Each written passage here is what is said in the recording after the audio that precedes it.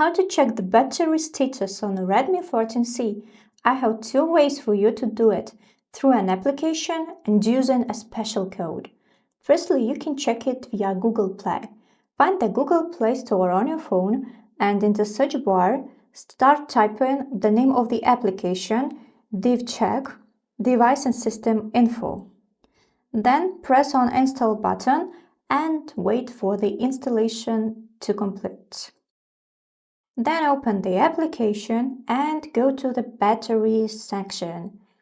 Here you have all the information about your battery level, temperature, status, technology, etc.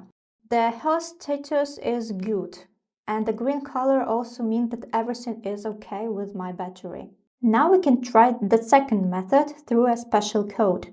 Launch the phone app on your device, and on the keypad for dialing the number, enter the following code: *## 6485